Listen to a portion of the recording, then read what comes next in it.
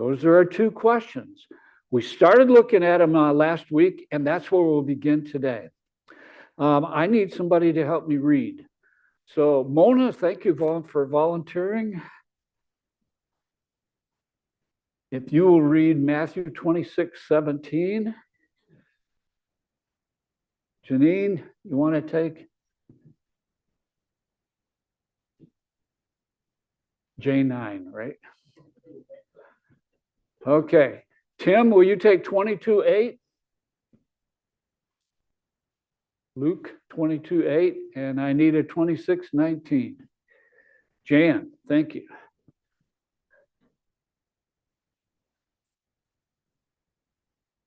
All right, we're going to use 3 of the 4 Gospels to help us look at this particular thought or this particular concept. So, Matthew 26:17, Mona, please. On the first day of the Feast of Unleavened Bread, the disciples came to Jesus and asked, "Where do you want us to make preparations for you to eat the Passover?" Janine?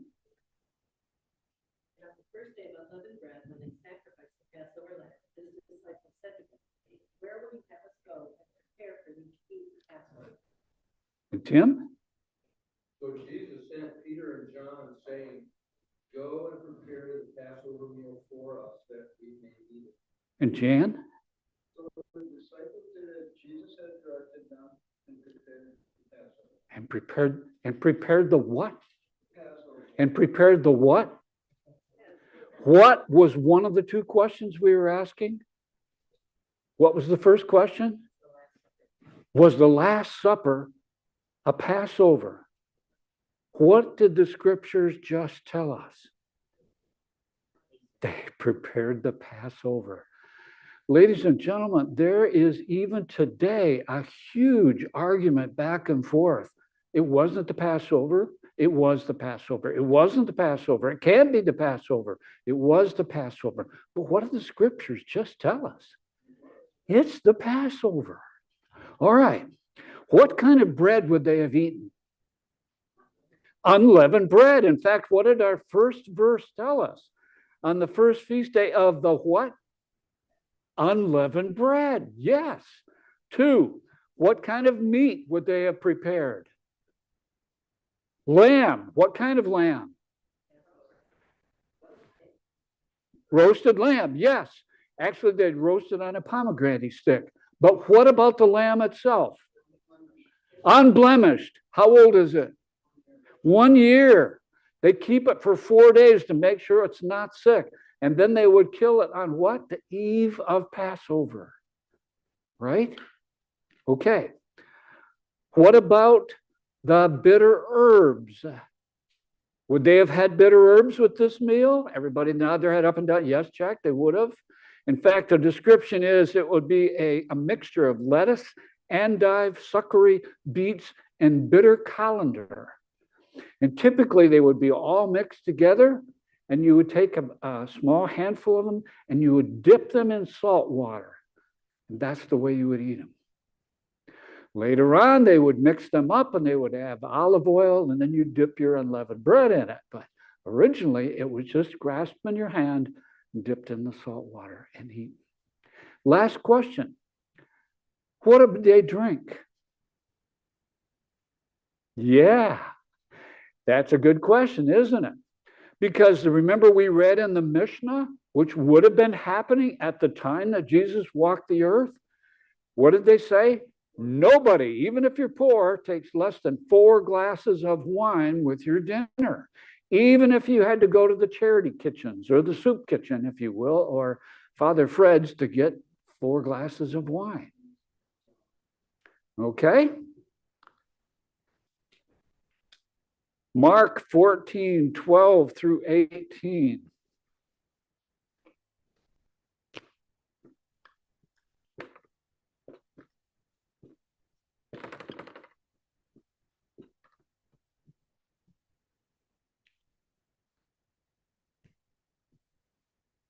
Who can read that for us? Darcy, you got that? Could you read, please? And on the first day of unleavened bread, when he sacrificed the Passover lamb, his disciples said to him, "Where will you have us go and prepare for you to eat the Passover?"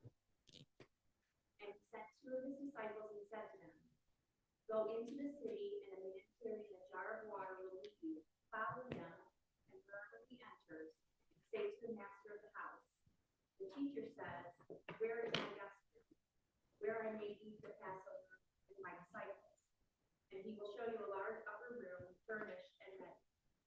They are prepared for us.'" Through 18? Oh, through 8. Yes, please. And the disciples set out and went to the city and found it just as he had told them, and they prepared the feast. And when it was evening, he well. And as they were reclining at the table and eating, he said, "Truly I say to you, one of you will betray me, one who is to be with me." Okay, we've just read another section telling us about that Last Supper.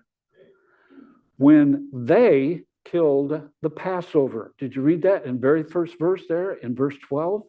When they killed the Passover. Who was they? The disciples.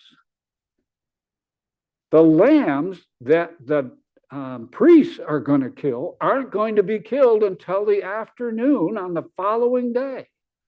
Between, remember, 3 o'clock and 5 o'clock in the afternoon. It's not the rabbis killing, it's not the priests that are killing the lambs, it's Jesus' own disciples. Question, if we go all the way back to the first Passover, who killed the Passover lamb? The head of the household. And if you didn't have enough people to eat all that lamb, you invited your neighbors over and you killed that one lamb for your neighbors as well. It's the family context. Question, who is Jesus about to eat the Passover with? His disciples, about as close to an earthly family as Jesus had. Jesus says he's going to eat the Passover with his disciples. He called it a Passover. Question, what time did Jesus come to eat with the 12? Evening. Look at verse 17. That's right, in the evening. When did God command Moses to command the people to eat the Passover? After the evening. Evening is the beginning of the day. That's the beginning of the 14th of Nisan. Go into your home, eat the Passover, eat it all before midnight. And if any of it remains, you're to burn it with fire so that there's nothing left in the morning. Did Jesus follow that? Everybody, come on, nod your head up and down. Yes, we just read that. Yes, he did. All right. Mark, it's interesting here. We'll get to that, Jan. Hang on. There is a lot of support from different points and different perspectives about references here, but a lot of people believe that the house that they went to, did you catch that? How did they figure out which house to go to? Jesus told them. First of all, is it unusual for somebody to be carrying a pitcher of water in the middle of the daytime? Yes, you draw your water in the morning. Secondly, who draws the water? The women do, not a man. Pretty easy to pick this guy out. All we got to do is go in there and look for a guy carrying a water jar. Hey, there he is over there. He stands out like a sore thumb. Follow him, and he will show you where the guest chamber is prepared. All right. A lot of people believe that that house that they went to was Mark's house. Mark is going to go on to write a gospel, the Gospel of Mark that we just read. Would he have known this story? Absolutely, if it's his house. Mark is also going to go on a missionary mission with Paul and Barnabas, right? Mark, same guy. Mark probably was very rich and affluent and educated. And he's going to write in the perspective of someone who's living in Jerusalem under Roman rule, hence his style of writing. So a lot of people believe they went to Mark's house. He's not a disciple, mind you. I'm sorry, he's not an apostle, but he is a disciple of Jesus. and a convicted and convinced disciple of Jesus. Now look at Luke 22. Wrong color. Luke 22, 14 through 16.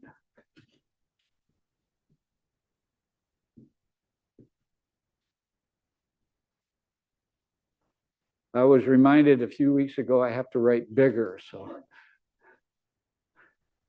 Who can read that for us? Go ahead.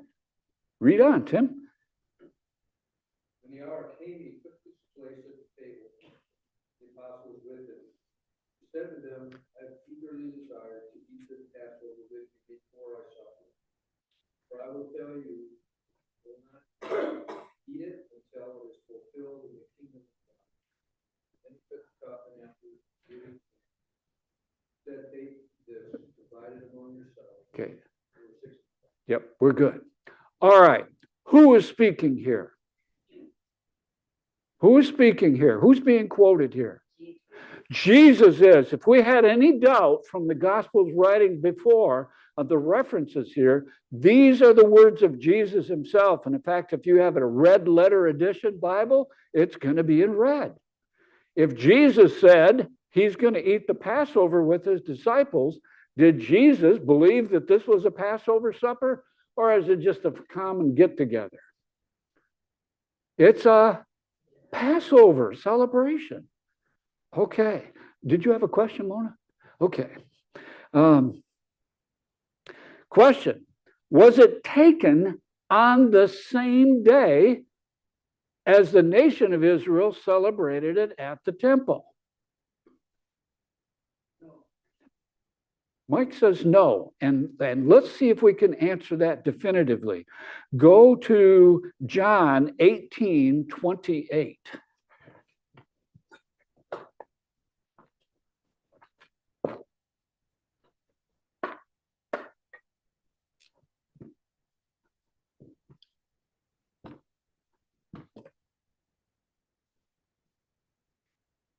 Who can read that for us? And the Jews led Jesus from Caiaphas to the cross of the Roman governor. By now it was early morning, and so a voice of the Jews did not answer the house, to be able to eat it.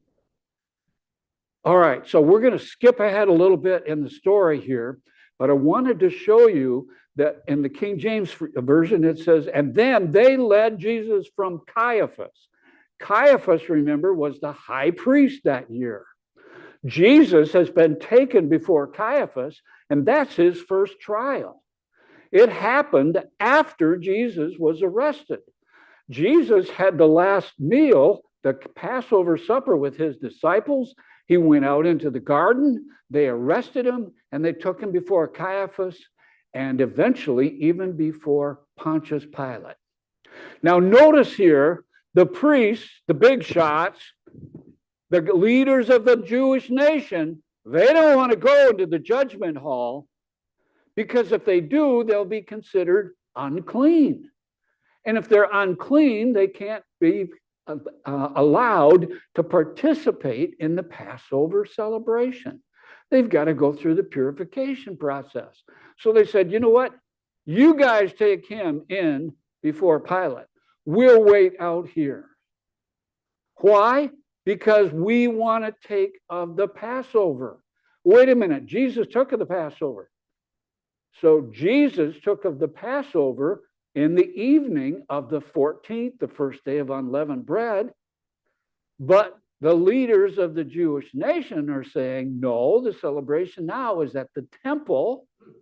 We're going to kill the lamb still on the 14th, but not until 3 o'clock to 5 o'clock in the afternoon, remember?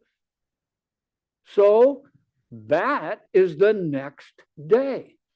Did the celebration that Jesus partook of with his in the Last Supper, is it a Passover? Yes. Was it taken on the same day as the Jewish nation took of the Passover? No. It's exactly 24 hours later, because remember, the Mishnah also told them, you don't take of that meal until after dusk, twilight. 24 hours later. Okay.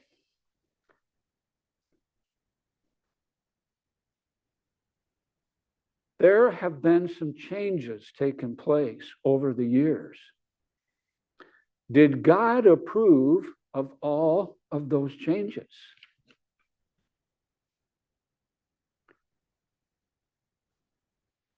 Sounds like some other people had some ideas. They wanted to change it. Thank you, Wilma. And I'm going to remind you of 3 different references we've had earlier in this study, where there were 2 groups of people that still held to the old Hebrew law, the Mosaic law.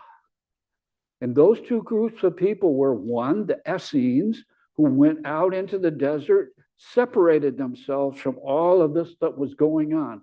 And who was the second group of people? The people in rural Galilee. They still spoke Hebrew. They met and they followed the Mosaic law, and they weren't so much influenced by the rabbinical teachings of the rabbis and the priests in the temple in Jerusalem and the major cities. 2 groups of people. Where did Jesus come from? Where did he often go back to? 11 of the 12 apostles came from where? Galilee.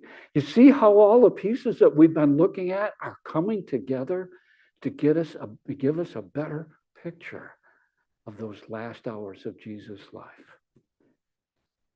All right. We're going to take a little bit of a side turn here. Jesus is about to about to celebrate the Passover, and we're going to draw a little diagram on the board.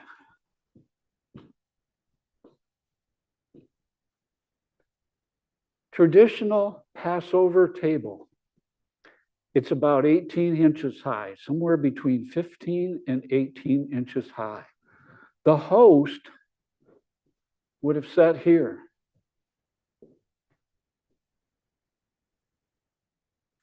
The first position was always the youngest son.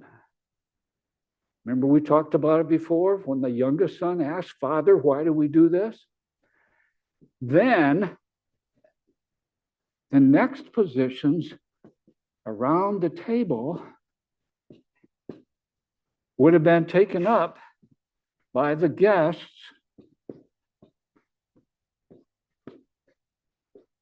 from the most important, immediately on the host's left, all the way around the table to the least important. Still practiced today, isn't it? Donato's, they still practice it that way today? Do you know from your friend? Okay. Okay. Question. If we learned from the scriptures that someone was leaning on Jesus' breast, where would they be sitting? At their diagram here. Right next to him. And you sat on the cushions and you put your left elbow on the table and you fed yourself with your right hand. So not only right next to him, but we're knowing it's going to have to be the person to his right, because that person would have been leaning to the left, leaning to the left, leaning to the left. And if this is Jesus here, that person must have been on Jesus' right. Let's see if we can figure that rest of that out. Oh, a couple of questions. Were all of these practices commanded by God, or were they, some of them, tradition? Yeah, we were asking that question before, weren't we? So the next question or the follow-up question is, would Jesus have asked his disciples to eat unworthily? Okay. Okay. John 13, 23 through 25.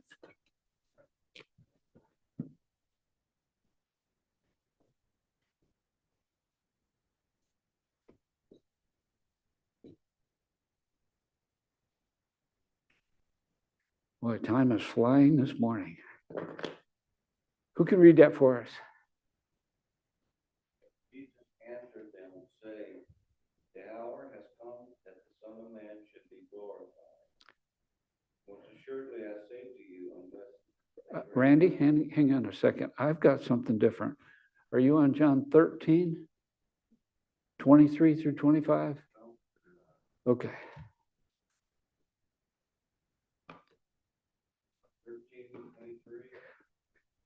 13, 23 through 25. Now there was leaning on Jesus, his disciples, and Jesus loved. And Peter therefore mentioned to him to ask who it was who he spoke. All right. One of the disciples is leaning on Jesus' breast. And what do we know about that disciple? What was he called?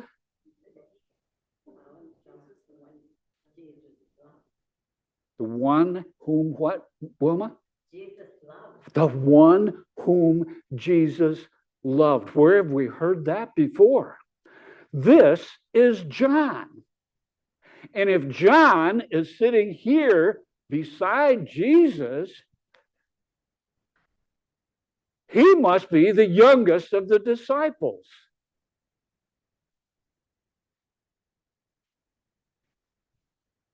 Somebody else leans over the table and says, John, ask him who it is. And that person asking that question here is who? Peter. Where do you think Peter's got to be? He's almost got to be this guy right down here, doesn't he? We can start filling in the spots around the table if we think about it. Remember, Peter's the impetuous one. Jesus. Oh, no. Back up. Yes, no. That's Peter. He's the impetuous one. And here he is now. He's seated at the last seat at the table. Can you imagine that discussion going in there? Who gets to sit at Jesus' left hand? The most important person. And Peter saying, whoa, that's not me. I must be the least important. And he marches to the far end of the table and sits down. And now during the meal, he leans over and he says to John, ask him who he's talking about. You see how all these pieces start coming together, and that table, even the seating around the table, becomes so much more important.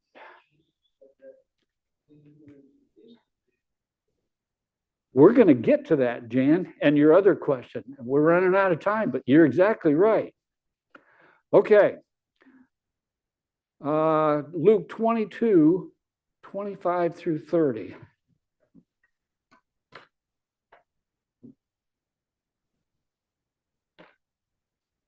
Luke 22, 25 through 30.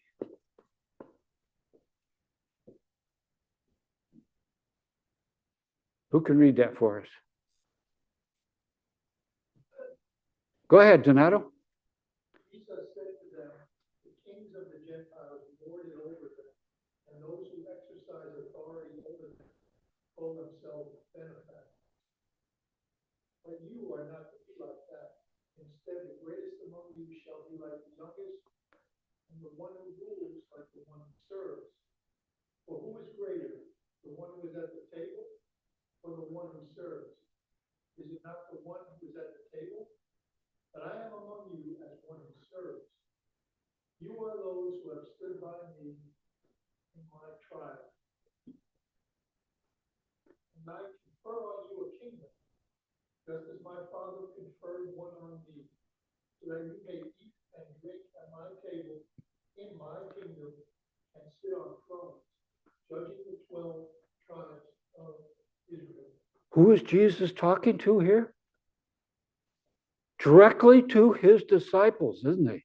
The 12, the kingdoms, all of that language.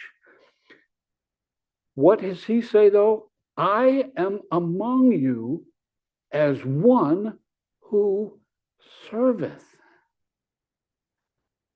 I'm not going to sit at this table as a king and exercising authority over you. I'm going to sit among you as one who serves. It appears that at this point in the meal, Jesus is about to enter into a graphic way of showing them what it means to serve. They're seated at the table. Jesus is seated at the table, but Jesus is going to get up and he's going to answer Jan's question, which, by the way, I should have made this point earlier. Here was the rabbinical thinking about why are we reclining at the table rather than standing eating the Passover meal? You know, the answer to that is slaves eat standing. We're no longer slaves. We're seated at the table. Slaves eat standing. That's the best thinking anyway, to the reclining at the table. Okay, I know that was our second buzzer. I didn't get as far today as I wanted to. Matthew got me, and Greg got me stuck into where we're going with this, but we're going to get there. It's got to come back next week and see how this goes. Thank you, everyone, for being here this morning. I really appreciate all of you and your attention and your questions.